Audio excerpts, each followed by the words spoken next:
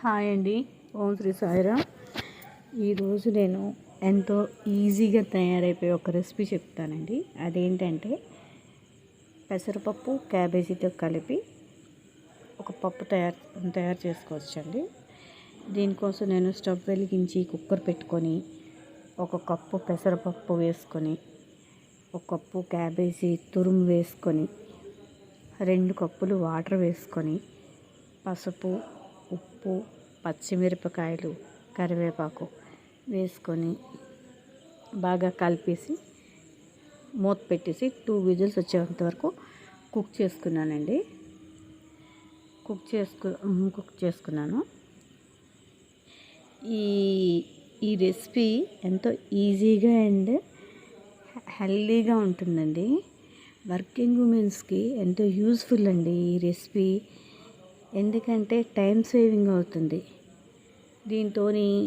ఈ రెసిపీతోని మధ్యాహ్నం లంచ్ బాక్స్లోకి ఈ పప్పు ఒక ఆవకాయ ముక్క పడేసుకొని బాక్స్ పెట్టుకొని వెళ్ళిపోతే కమ్మగా ఉంటుంది, హెల్తీగా ఉంటుంది, నోటికి రుచిగా ఉంటుంది, టైం సేవింగ్ అంతా కూడానండి. ఈ రెసిపీ చాలా బాగుంటుంది.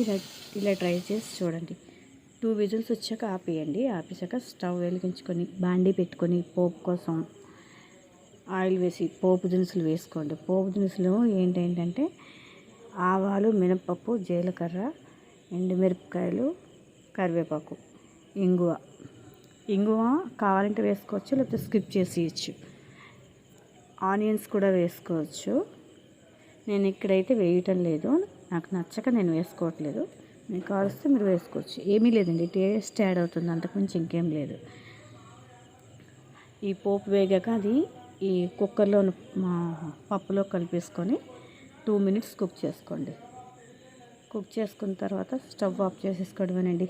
అంతే, ఎంతో హెల్తీ అయిన easy recipe ready. Thank you for watching అండి. Thank you so much.